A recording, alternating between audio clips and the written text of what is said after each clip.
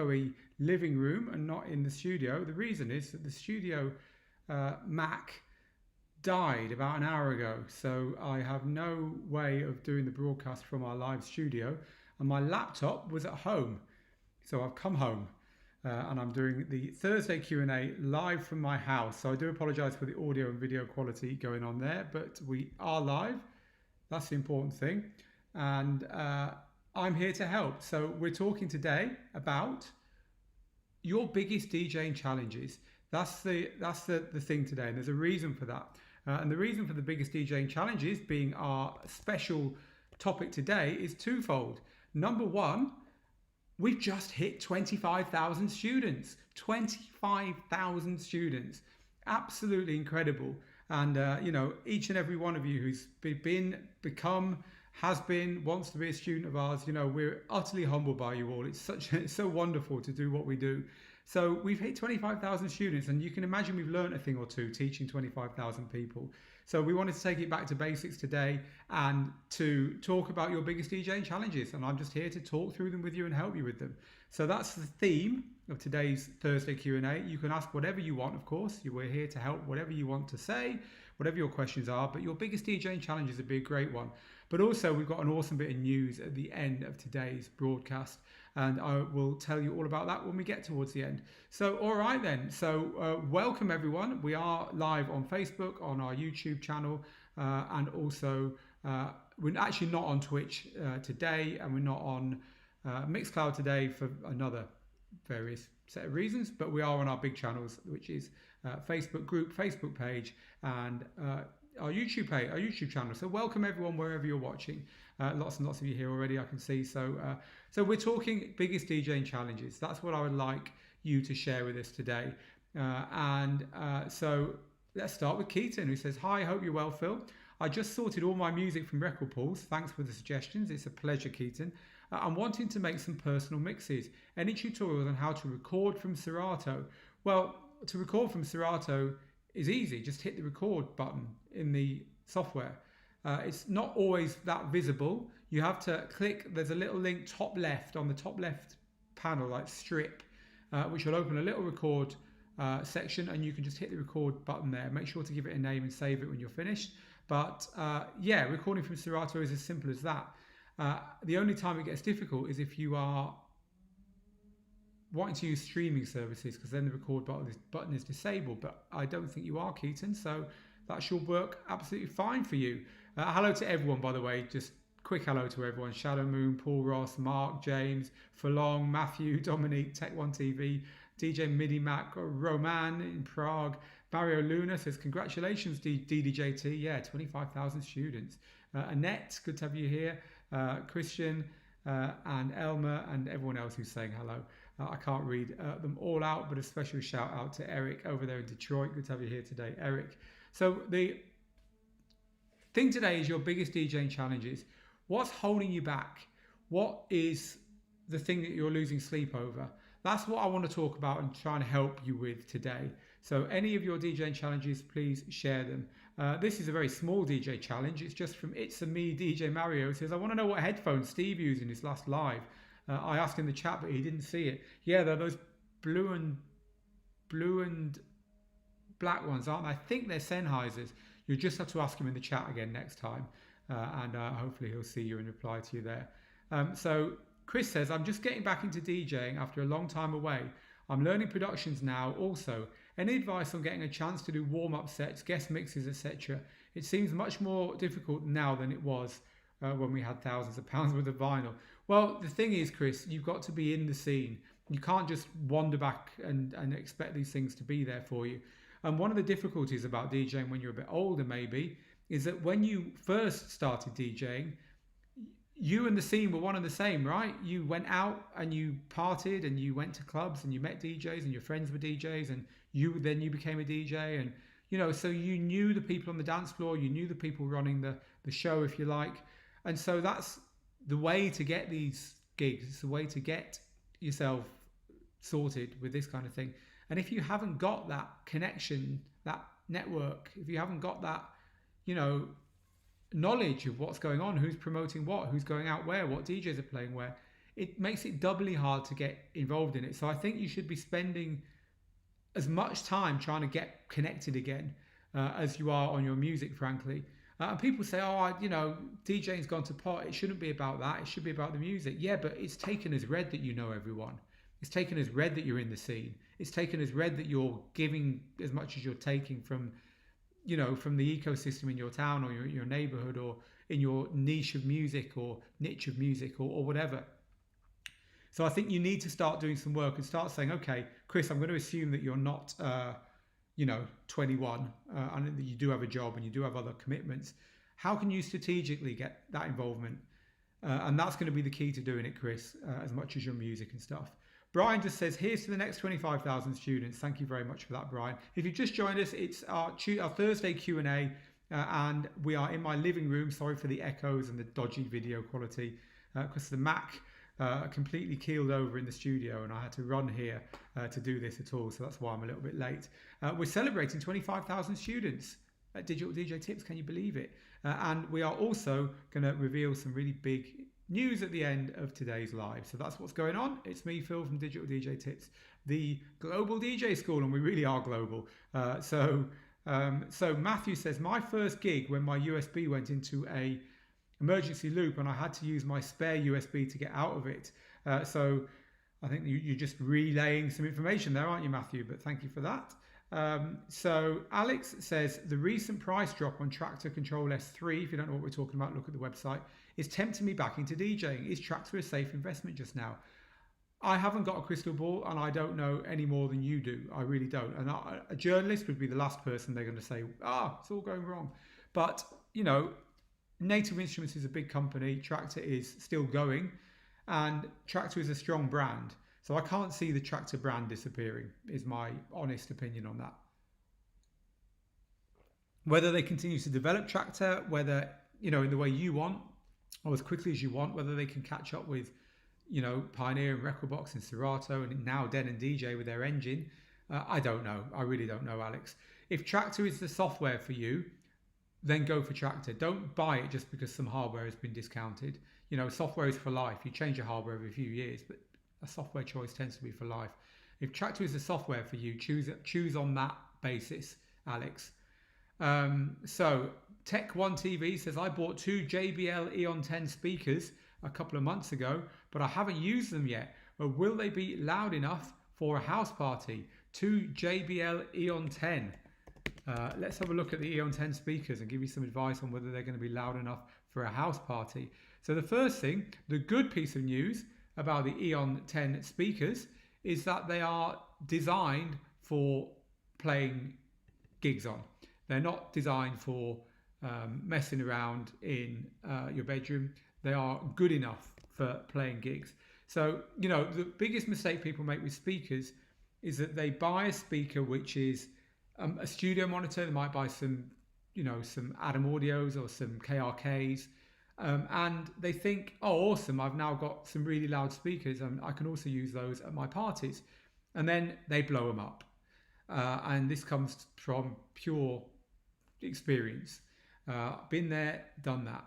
And so really, if you're going to buy speakers that you want to use at parties, buy speakers that are made for parties, buy PA speakers. And the JBLs are, to start with. Are they going to be loud enough? Well, it depends on how big the house party is, but at least you won't blow them up. The general rule is 5 watts per person. So if you've got a 100-person party, you need 500 watts of audio. So use that as your benchmark. It's a very rough rule, and make sure you go for constant audio. They sometimes call it RMS, not peak audio, which is a con.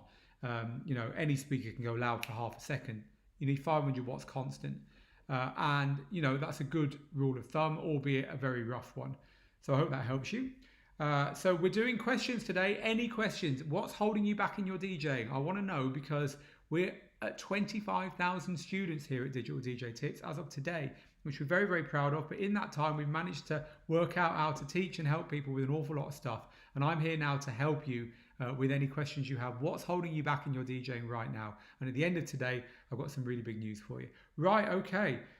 So DJ Mario Luna, live streaming. Tonight's been a challenge, still trying to hook up our Canon camera, OBS, Restream, Twitch and Facebook. We've managed to still use my iPhone. We're aiming to hook up an ATM Mini and hopefully it will be the answer. What I would say to you, Mario, is we've been aiming to sort out mobile studios, our main studio, live streaming for years. We've been live streaming. We were looking the other day, 3.5 years we've been doing a weekly live stream on Facebook, which is a long time. And then it expanded to YouTube and Twitch and Mixcloud Live. And then we went to doing music live streams. Then we went to do mobile live streaming. So we've got our mobile studio, which is not very good yet. The one that I use to live stream from this patio out here on Sundays.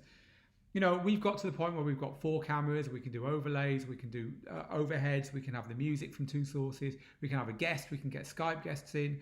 We can... I can draw on the screen so I can annotate things and stuff, but that's taken years and it never goes smoothly. It's never forward, forward, forward. It always feels like 1 step forward, 2 steps back sometimes. It's a difficult thing to get right because you've got to juggle so many things. You've got to become a videographer. You've got to become a sound guy. You've got to become a producer. You've got to understand lighting. You've got to understand, what to do once the microphones are on and the cameras are rolling and the decks are switched on. So managing people, you've got to manage interactions with people because live streaming is all about interaction, right? It's too much to learn in 1 week or 1 month or even 1 year. And I think the trick is, Mario, just to keep doing it regularly, just like anything. The more regularly you do it, the more you'll improve. You might not think you're improving. You might think you're taking a step backwards. For me, sitting in my echoey living room with the webcam doing a live stream from here feels like I'm back at square one, but I'm not, am I? I know how to present. I've got all the comments here. It's going to flow smoothly. Yes, the production standard isn't what we're used to at the studio, but hey, we just had a massive disaster at the studio and I'm here a few minutes late within the hour doing this live stream anyway. I couldn't have done that on day one. So, you know, you do move forward even though you feel you're not. All right then, so Dr. J says the biggest challenge now will be to get gigs, to get back to work. Hi from Athens. Well, you're lucky. At least Greece has pretty much unlocked itself, having had a really good job made of keeping COVID low there. So I think you're probably in a better position than most, Dr. J. But yeah, you know, how's it going to be when gigs come back? I know there's probably going to be 50% capacity. You're going to have to practice social distancing and best practices. The venues you play at are going to have to do that because the government won't let them open unless they do. So the good news is the venues will do most of the work for you people. The venues will be making sure that everything's right to be open again. You're just going to have to do your little bit. But anyway, yeah, it's going to be hard, isn't it? Round here, we're in Gibraltar. They have, the shops are open, the bars are opening on, the restaurants open on Monday, the bars 2 weeks later. I just heard that the football season, the soccer season in the UK is coming back on the 17th of June. So that's going to be, albeit to empty stadiums, a little bit more normality. The schools have just started taking a couple of years in, year 1 and year 6. It's just slowly getting there, isn't it, folks? But it's going to be slow. Let us know how you're getting on with it. So my friends loll at me because I use Recordbox and they use Serato, says for long. One weird thing about DJ software is it has pockets of use. Like Serato's big in the US, Traktor was traditionally big in Europe, Recordbox is now starting to make inroads, Virtual DJ's big among mobile and karaoke and video DJs. And the thing is, if you happen to be in a bubble and you choose something else, like you're the only Serato guy, you're the only Recordbox girl, then you end up feeling like everyone's taking the, as you say, lolling at you. But really, they're all brilliant. Every piece of DJ software out there is brilliant. All the ones I just mentioned, also DJ from Algorithm, Mix, the free DJ software is awesome as well. Dejuiced, Hercules software is great. They all do so much more than you actually need to be a DJ nowadays. I mean, if you think about it, when I was learning DJing back in the 90s, we had 2 record decks and a mixer. That couldn't do very much, people. But whole scenes and careers were built on that gear. Now, the tiniest little controller, the tiniest little DDJ 200 from Pioneer can do so much more than what I just described. So everything that you've got, every piece of software, every piece of hardware you might be using is going to be all right. So don't let people have a go at you for what you choose to use. It was never and is never and will never be about the gear or the software. It's about the music and the DJ. So take that to heart for long. So Marcus says yes, thank you for confirming this. They are Sennheisers that Steve was using, but they're discontinued. So there you go, a bit of good news and some bad news. Crew says, what do you think of the Rocket speakers? I think they're great, wonderful speakers. Go for it. So I am trying to find a good mix of questions here. Fulong carries on by saying, I mix on Recordbox better than on Serato. I want to learn Serato and prove to them that I can do the same, but I need advice. No, you don't. Look, there's no difference between Serato and Recordbox. Mix on what you're comfortable with. Get away from it. Move away from it. Don't worry about it. And if you do want to learn to mix on Serato, it's exactly the same. It'll take you an afternoon to do it. If you really want to become great on Serato and surprise them and make them think, whoa, when did you become great at Serato when you were a Recordbox user? Just buy our Serato Made Easy course. It'll turn you into a ninja like that. But honestly, don't. Stick with Recordbox. I honestly don't see a reason to make that change.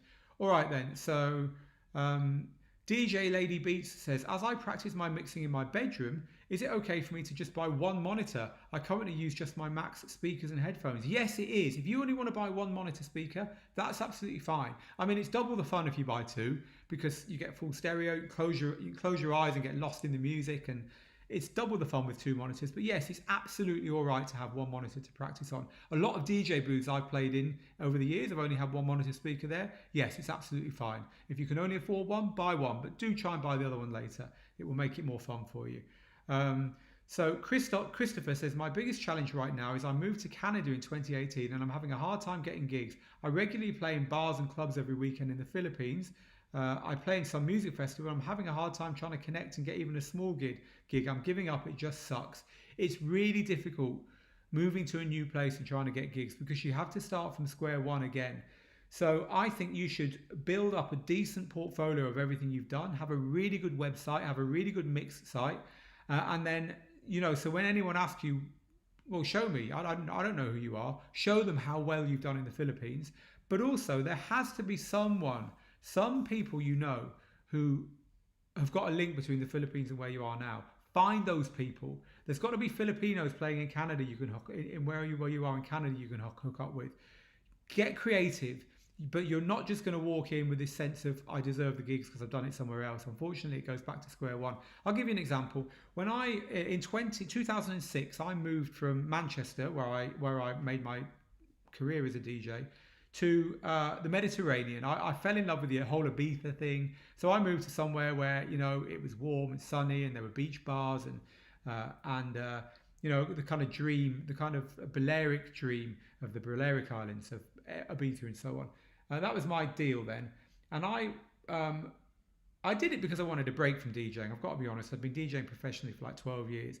And I wanted to get gigs. Now, I couldn't speak Spanish. We went to Spanish school straight away, so I learned Spanish quite quickly, so I got that bit sorted. But then it's like, how do I get gigs? Not only because I wasn't in with the DJs there, I didn't know the scene there, and my Spanish was not fluent, but because the music was different. They were, I didn't know the music they were playing. So what I did was I ended up playing in an expatriate bar where holidaymakers went and where people from my country went, and it was actually run by some Dutch people, and they didn't want local music. They wanted someone who knew the music of the outsiders coming in for their holiday. But it still took me 2 years to win their confidence and get a gig there. And I was DJing, I was earning thousands and thousands and thousands a night sometimes back in the UK before I said, no, I've had enough of that.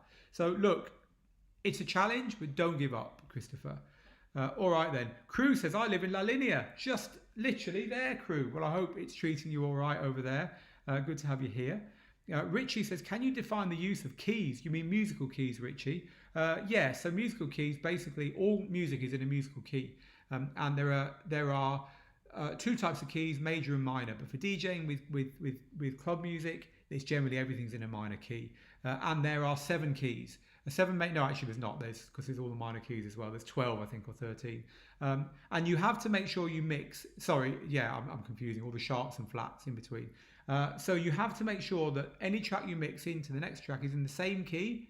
And this is where it starts to get a little bit more complicated, or in a compatible key, because some keys are quite close. Like, for instance, the major key and its dominant minor key subdominant minor will work. So, and in musical terms, the key of C works with the key of A minor, for instance. Those two are linked, and basically you can mix those together. And also keys, the fourth and fifth keys. So the key of C will mix with the keys of F and G quite well. Now this is all very complicated, isn't it? But you don't need to be complicated by this, because all DJ software has a key system that means you don't have to think about it.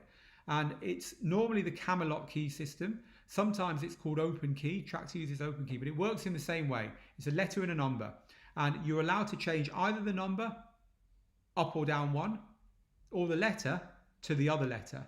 The letters are always A and B, or two letters, but not both. So if you're mixing and the key says, oh, this is in key of 6A, you can change the letter to play any song in the key of 6B with that song, and it will work, should work. Or you can play any song in the numbers that are next to 6, so 5 or 7. So you could play 5A, 7A, or if the song was in 6A, 6B. So there's 4 keys in total. The other songs in the same key, other songs in 6A, and other songs in the 3 keys around it. And that's how that system works. So the golden rules are: analyze your music in your DJ software so you get that key column with all the keys in it. Click key lock or master tempo on your decks so that when you move the pitch control, the key stays the same. Very, very important. And then sort by key in your DJ software so you can see the keys which are very close, and then have a go at those mixes. Now, it won't always work, and you shouldn't always mix in key, because sometimes great mixes aren't in key. You don't have to always mix in key, because you might just mix the drums of one track over the bass line of another and get out of there. So who cares if it's in key? Drums don't have a key. And also, if it sounds rubbish, it is rubbish. Trust your ears. Even though the key detection software might say it works, key detection software sometimes gets it wrong. In 90 seconds, that's my kind of off the cuff what key is all about. We've got a whole course called How to Master Key Mixing if you're really interested in it. If you take our complete DJ course, that has also got a key mixing lesson in there as well if you want more info. But that's basically how it works, Richie. All right then. So more of your challenges. We're talking today about challenges in your DJing. And the reason we're doing it is we've just hit 25,000 students at Digital DJ Tips, which we're very, very proud of. And, you know, we've learned a lot about teaching in that time. So we just thought today's Q&A would be some of the biggest challenges, and I'll try and help you with them in the way we've helped so many other students in the past. Big news at the end, by the way. All right, then. So, Brian, any advice on backing up your collections? Is there a preferred method? I can tell there's lots of ways of doing it. You have an external disk drive and just back up every week to that, if you can remember to do it. There's the rule of threes, and I think it's something like keep one copy on your current computer. So your current computer should have 2 copies on, 1 copy in the cloud, so that's the second area, and 1 copy away from the cloud somewhere physical on a hard drive. So keep it on your main computer, keep it in the cloud, and keep it on a physical hard drive somewhere else. And that way you're generally going to be all right. In all honesty, I don't do that. I sometimes back it up to my external drive irregularly. My main way of backing my music up is in Dropbox. And the reason I do that is I cannot remember to back my music up every week. To me, life's too short. So what I do is I have a folder called DJ Music, which is I have Dropbox downloaded onto my computer as an app. And I tell Dropbox that folder, I tell my DJ software that folder, which is local, it's on my computer, that folder is where to look for my music. And then Dropbox is constantly syncing it to Dropbox in the cloud. And then I can access all the same music on the work computer and on my other backup laptop. And that's the way I do it. It works for me. I could talk to you for hours about the ins and outs and the pros and cons of that, but that works for me, you know.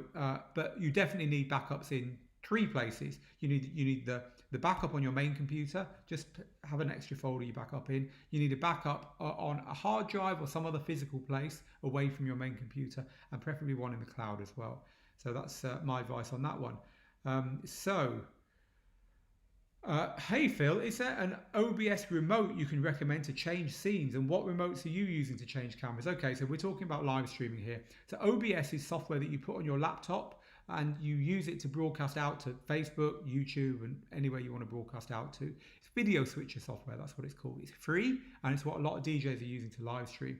And what Sean is asking is there a remote you can use to change scenes? Scenes are different looks. So I've got a few scenes on this video switcher here, because this is my home computer, and it's the one I've been using to do our live streaming on. I've got this scene here, for instance. And that's the scene I use at the beginning of our live streams. I've got the live stream scene.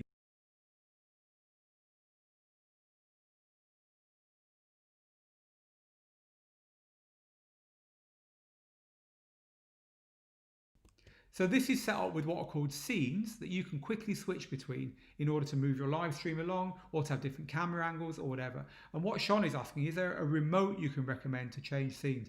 Well, I don't know about a particular remote for OBS, but the way we do it in our studio is we have a little keypad. You know, a Bluetooth keypad of the type that, you know the old keyboards that used to have a calculator on the end? That, it's like that, about that big, cost me about $20. It's Bluetooth. And I've used a little app to map all the keys on there to the scene change keys on our software. And I don't recall the name of the app. The app is called Carabiner, Karabiner, Carabiner Elements. And that lets you map keys on an external keyboard to any functions that you can have key mapping for in OBS, probably, definitely in Ecamm Live, which is our switcher software. So have a look at Carabiner Elements and getting a little keyboard. That's how we do it. There are also better ways of doing it that involve you spending money, a bit more money. There's Elgato, have got a stream keys, which we've actually got one on order, but we can't go and get it because it's over the border in Spain and the border's shut for COVID. It's a little box where it's quite cool because it lets you put pictures on all the keys. So when you're looking down to change scenes, you can actually see what you're changing to. So we're going to upgrade to that, but I recommend that route. We've been using that route for years, I just described.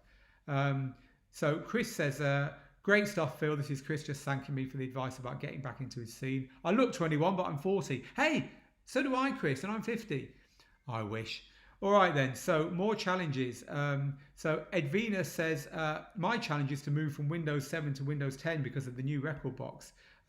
So many programs must be reinstalled and upgraded. Yeah, I know exactly what you're talking about. But anyway, get on with it. I'm sure you'll get to the end soon. So hi, says Alvin, I'm using a Rain 72 mixer and Rain 12s. I've downloaded Soundflower, Line-In and something else, but I don't know what that is, to do an online radio show. How do I do that? As I also link up to another DJ with his controller. Look, you've got an awful lot going on there, Alvin. Start simple. Just start by trying to get music into your computer from anywhere and broadcast it live for 10 minutes on Facebook. Work out what worked and what didn't, or preferably on Mixcloud Live or somewhere where you won't get taken down. And then try and work out how to get the Rain audio working on your computer so you can stream that. And then add in your other DJ friend, do it bit by bit. It's impossible to do it all at once. You know, you can work it out. You're capable of working it all out, but you have to do it bit by bit or you'll just confuse the hell out of yourself. As I was saying earlier to Mario, you just have to take these things in stages because there's so much to juggle. We do have some great articles on this, by the way. If anyone's interested in reading up on DJ live streaming, if you go to digitaldjtips.com and go to the search bar in the top right and type DJ live streaming, and you'll find 7 or 8 articles we've written recently. We're adding more soon that help you in every aspect, including getting audio in, what cameras to use, how to use streaming software, how to get your stream out to the world and all that kind of stuff. So have a look at that if you want a bit more info. If you've just joined us, it's our Thursday Q&A. We are live in my living room because the Mac just completely crashed and wouldn't work in the studio, so I had to run around the corner. And that's why I'm in my echoey living room, so I do apologise for that. But we're doing your biggest DJ challenges today because we've hit 25,000 students, which I think is absolutely amazing. So thank you if you're one of our students. And we've also got a big announcement at the end, kind of in celebration of that, but also because lockdown is easing slowly, and we wanted to do something about that. So I'll be announcing that at the end. But for now, we're just answering your questions. This is Thursday Q&A live from Digital DJ Tips, the online global DJ school. Right, okay, so my next question is from Gary, who says, my biggest challenge is knowing what's the quickest software to warp live recordings into static BPMs to make transitions so much smoother. If you are using Serato, you can do it in Serato. It's got elastic beat gridding anyway. Just put your beat marks down and it will sort it out for you. It won't sort transition tracks that go from 90 to 120 BPM, but it will sort disco, rock, funk, live drummers and all that kind of thing. So that's my biggest recommendation, just use Serato. A really sneaky thing you can do is download the full version of Serato DJ Pro, which is free if you only want to use it to play music on, and use Serato's beat gridding to get your grids right, and then record in Serato. Just hit the record button, play that track back, but you'll have to tie it to another track. So have a track playing on the other deck, like at the BPM of the track you've just beat gridded. Use beat sync to lock them together, and then play back. I think you can do that in Serato. I think you can have 2 tracks locked in the offline player. If not, actually, you can get something called Serato Play, which lets you just use Serato as like a virtual DJ console using just the laptop, free until the end of this month. So go to Serato's site, download Serato DJ Pro, download Serato Play. It's all free right now, and get your track playing, locked to another track at the right BPM, and then obviously only set the crossfader so you're only outputting your track, and hit record, and then you'll get a completely steady beat gridded version of that you can use in any software in your recording. So a sneaky way of doing it using Serato. If not, use Ableton, but Ableton gets pretty complicated and there's no need. Serato's really good at it. So Marcus is doing a sterling job on investigating the headphones. As far as I know, they're Sennheiser HD7, says Marcus. That rings a bell, yes. So thank you for that. To what level do you cover yourself in case of equipment failure? Spare laptop, spare controller? It's a great question, and it all depends upon how important the gig is. If you've been paid $3 or $4 or $5 or $10,000 to DJ someone's wedding, you better have a spare everything. If you're just playing the local bar, hey, your laptop crashes, they'll put a CD on. Does it really matter? No. So it's basically how important is the gig? How much are you being paid? How many people are relying on you not failing? For me, I'll take a spare laptop. I won't take a spare controller because controllers, in my opinion, I've never had a controller break on me that I can't get around. I'll take a spare laptop. To important gigs, I'll just take a backup USB with music on it to smaller gigs, so I can just get the laptop rebooted. And if not, no, there you go. But it does depend on that importance of gig. Record Box 6 keeps crashing, says Adam. A lot of people saying that. They've just released 6.0.1. Go download that and see if it fixes it for you. Now you've had some time to play around with the Prime 4, says DJ Liss. How's your opinion on the product changed? I still think it's an amazing product. So I thoroughly recommend the Prime 4 from Den and DJ. I think it's awesome. My challenge is going from 2-deck controller to 4-deck controller to be more creative, says Juan. My advice to you is don't think you're going from 2 to 4. Think you're going from 2 to 2.5. Just have a loop going on deck 3 and learn to bring that loop in and out of your 2 decks. Then maybe get an a cappella on deck 4. Or use one of your spare decks to have a track lined up in case something goes wrong on the other decks and you can quickly mix out so you feel more safe in your mixing, knowing you've got a track ready instantly. Start to use it in that way, because hopefully that will, most DJs don't use their decks to do 4-deck mixing all the time. It's only Carl Cox who does that, right? So I would say that's kind of the best way to do it. Move up to 3 decks eventually, and then maybe the 4th deck have a spare track on or something. I spoke to someone very high up in one of the big DJ companies, and I said, I'm surprised your 2-deck controller isn't selling as well as I thought it would. And he said to me, do you know what? Our research shows us that most people want a 4-deck controller, and 90% of DJs never use more than 2 decks. So you're not alone in wanting to use those extra decks, but you're also not alone in not using them. All right then. So categorizing my songs, says Tyler, is my biggest pain. Does anything exist that will auto scan and attempt to place your songs into genre folders and styles? I just have so many. No. Your job as a DJ is to organize your music. That's what your job is. You don't want some program doing it for you, because guess what? That can be automated. Your job is to make your music work in clumps, in small playlists, in things that mix well together. Not to outsource it to someone else, Tyler. The genres that work for you are the genres you should use to label your music. And I'll give you the example I always give. Let's say you're a mobile DJ, and let's say that you are always asked for pop, hip hop, or dance. Oh, can you play some dance now? Yeah, okay, right.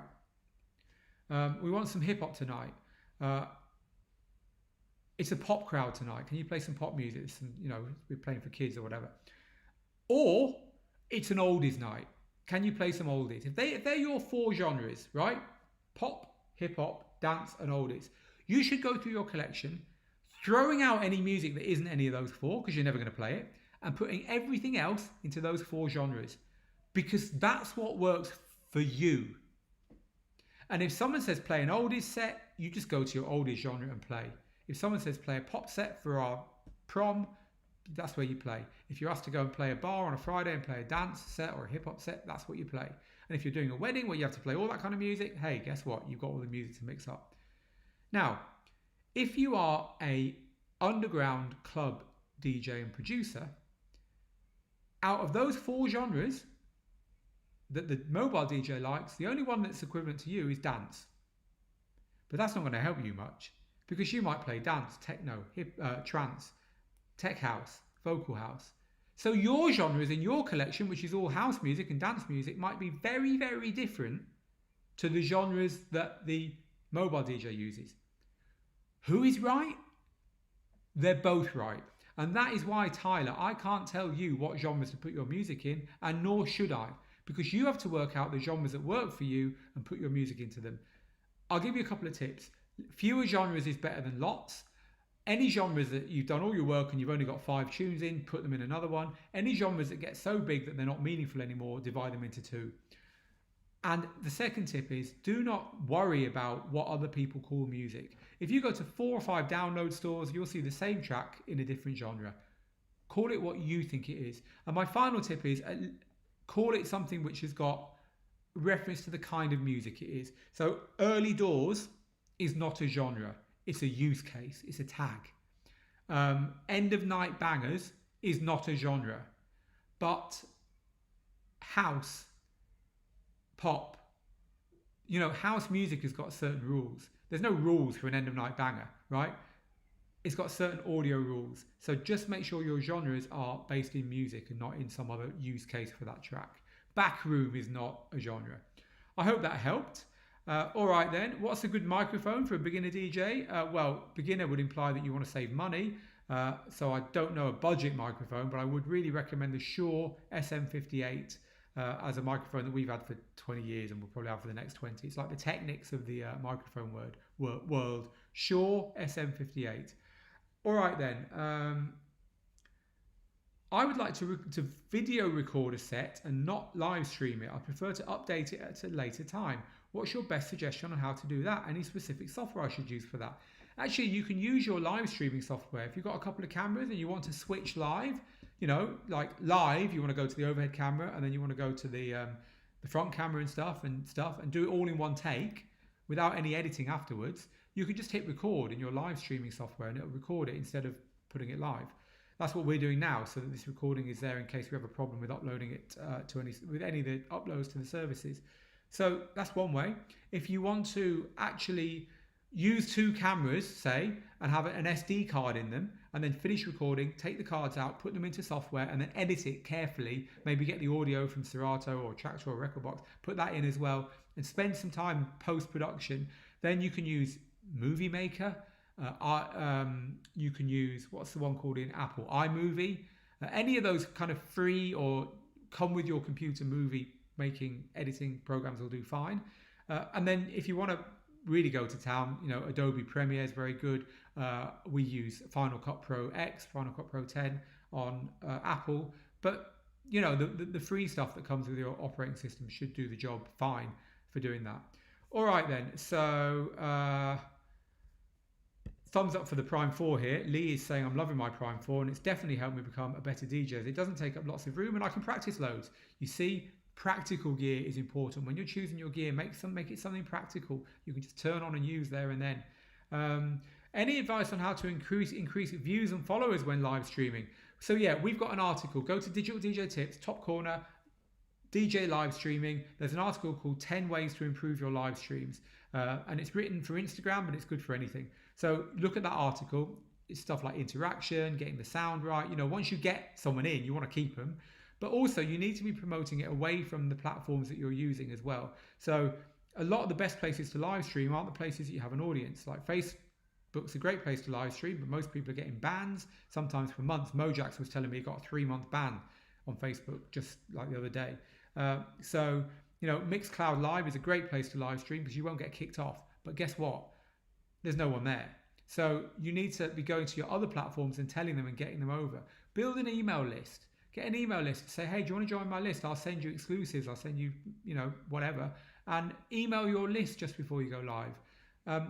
It's something you do slowly, but the product's got to be right. The live streams have got to be good. I'd say also be consistent.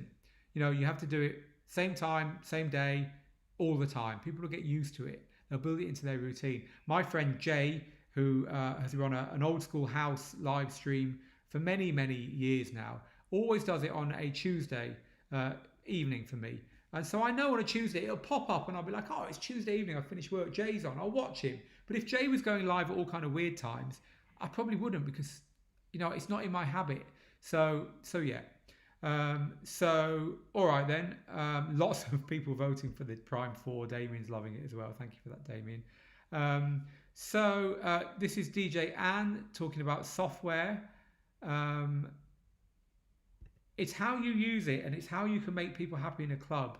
I think this is talking about the question about software. Yes, it is. So DJ Ann says, I had the worst experience that I had to play with rubber gloves on the club's gear because I got small electric shocks and without the subwoofer.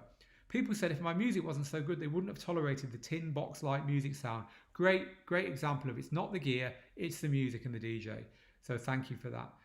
All right then. So Mark giving the same advice I gave, finding people from your culture to the Filipino in Canada.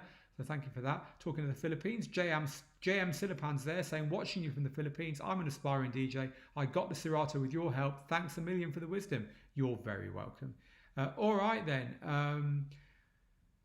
So we're talking about your biggest DJing challenges right now. I'm going to keep going till my family walk through the door. My wife has taken the kids down to the pools. We're lucky enough to have pools in this building. We've got a swimming pool complex. She took them out the house because I'm here because there's an emergency, because the studio is out of action. So I've had to run home to do this from my home.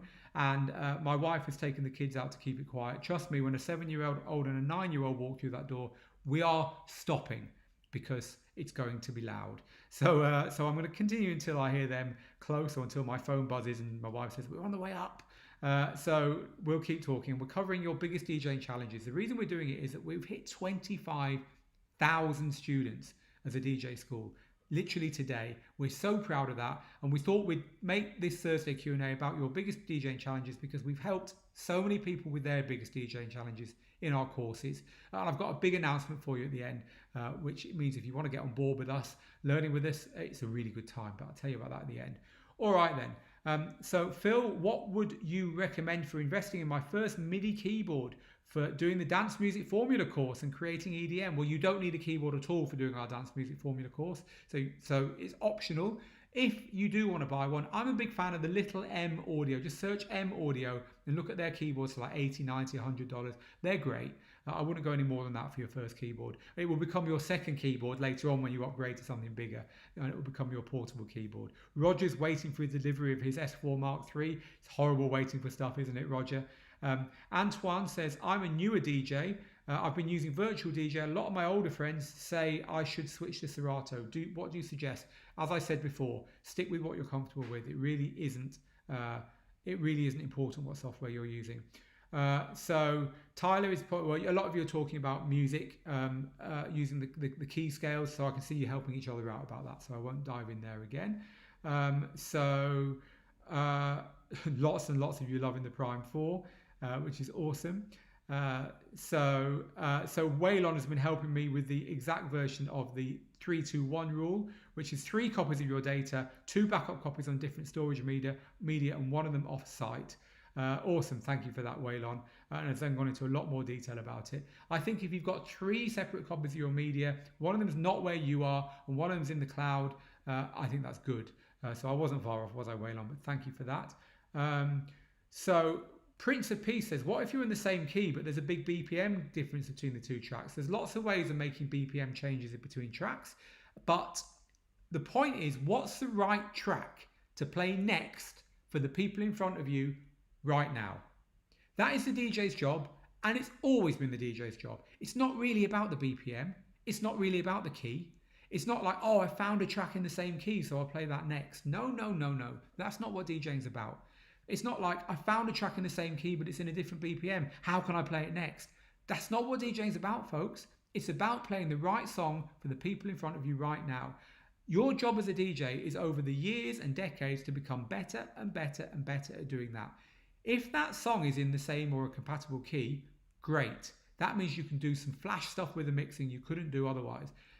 Look at my live stream if you really are interested in this from Monday, actually, because it was a holiday. You can see it on YouTube. It says Phil Morse Monday live streaming. The sound quality is awesome. The cameras are terrible because we use a webcam out here on the balcony, and I literally cannot get over to our other studio to get the good cameras because I'm locked out of it from lockdown because it's an international border. I won't bore you, but anyway, go have a look at one of our live streams and listen to the audio. In fact, the best place to listen to the audio is on my Mixcloud.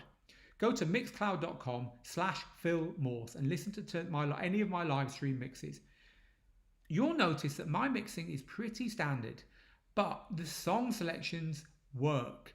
The flow of the mix works. And when I've got two songs that are in the right key, that really are saying, do something clever, I do something clever. It maybe happens every 3 or 4 songs. And I'm quite happy to keep the mixes simple otherwise, because music is what matters here, not mixing. Keeping the crowd happy is what matters here, not mixing. Saying something with your music, getting out what you've got inside you, the reason you got into this in the first place is what's important. Not trying to find a clever mix and fixing up the fact the BPM is wrong or the keys are wrong. So these things are great, but they're only tools. They're not rules. Don't be ruled by them. Pick the track first, work out how to mix it second. All right then. So I am now looking for more questions that are related. Mike, the Google Drive does it the same as Dropbox and is a lot cheaper, and you get more storage. Even Microsoft OneDrive is cheaper. Thanks for that, Mike. I've been using Dropbox for years. Maybe I should look at switching to something else. Ultimate Event Lighting said there's no mic on that scene. Yeah, that's true. You know, I was showing you these scenes.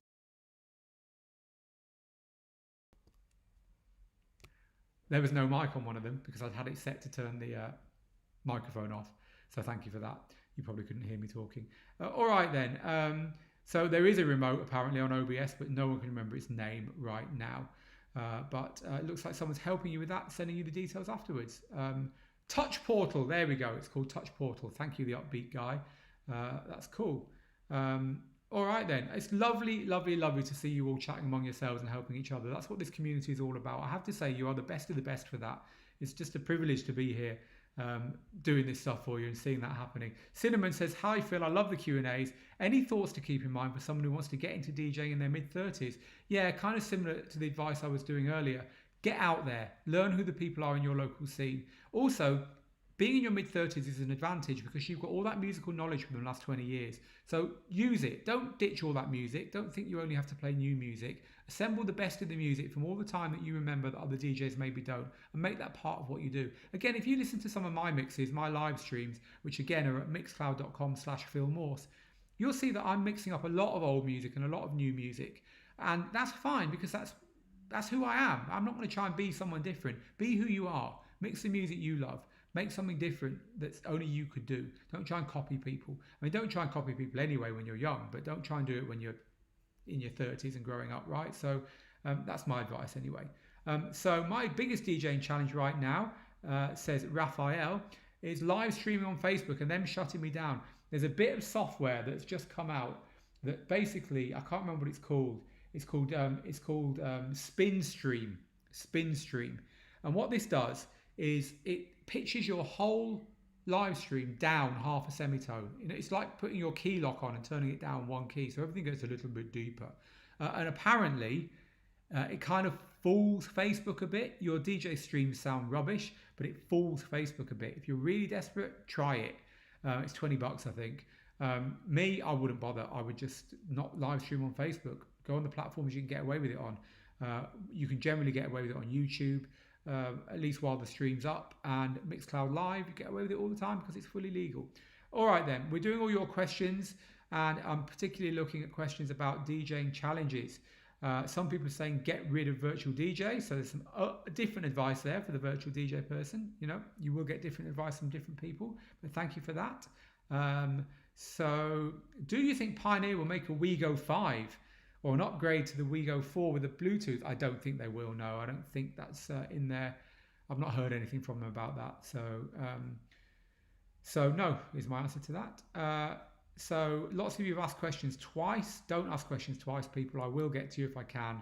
Asking twice it's longer for me to scroll through and find questions that I want to answer. I've been streaming and having delay issues between my DSLR and the audio. Have you had similar issues on Ecamm Live? I match things up, but they go out of sync. It's probably because your computer's not powerful enough to deal with it, Tom. If you've got a wire between your computer and the DSLR, it's probably just because the computer's not powerful enough and that it's all creaking. And yeah, you just need a more powerful computer, I would say, especially if they're going more out of sync as you're broadcasting. My biggest challenge is set building with no crowd, says Tamsin. You've got to build your audience one by one, Tamsin. There's no shortcuts to it. So sorry to not be the bearer of better news on that one. What's the best way to organize music, by BPMs or keys? I tend to organize by key quickly. Click on the key column to find stuff around the same key. By BPM quickly. Click on the BPM column to find stuff around the same BPM. If I'm just DJing ad hoc, I haven't got a plan set. But then I like to then look for stuff that might be in the same key when I'm choosing the next track as well. In Serato, by holding down Command, in Serato you click one column, so say you click the BPM column. By holding down Command and then clicking the key column, it will then secondary sort within those BPMs. So in other words, it will do all your 120 BPM songs and then sort by key, then all the 121s and then by key. It's quite a useful feature to have. It's also useful to sort first by genre and then by key. So then you have all your house tracks and then the compatible keys as a secondary sort. I don't know of any other DJ software that does that, but the best way to sort is by playlists. Best way to do it is to plan a set for any given occasion and put about twice the amount of music in it that you think you're going to need. And that way you'll have enough tracks in that set to go in a few directions, but not so many that you're staring at your screen every time you want to mix the next track in. Right, guys and girls, I've got to finish in a minute because we've kind of overrun. We did start late, but I do have to finish in a minute. I want to pick 2 or 3 more questions, and then I'm going to give you our big news at the end. And it's so lovely to see you all helping each other out. Please do me a favor and carry on doing that. Scroll through the questions on YouTube, scroll through the comments on Facebook, and help each other out after this. It's just awesome. Thank you very, very much. Hi Phil, I've just bought your book, DJing for Dummies, on Amazon. I'm just wondering, what do I need to download to laptop to use USB on my Pioneer 850, as I don't want to use the laptop? Right, you need Rekordbox. Download the Rekordbox software, and that will output to USB that you can then use on your Pioneer mixer. On your Pioneer, I'm assuming you mean CDJ 850s, right? And I didn't write DJing for Dummies, by the way. Our book is Rock the Dance Floor. DJing for Dummies, I was the technical editor of. That's why my name's on the front cover of it. But my friend John wrote DJing for Dummies, just to be completely clear there. But I do have my name on the front cover of the 2 biggest books that teach you to learn DJing, which I'm very proud of. But thank you very much for buying the book anyway. John will be very pleased. Okay. So 1 or 2 more questions.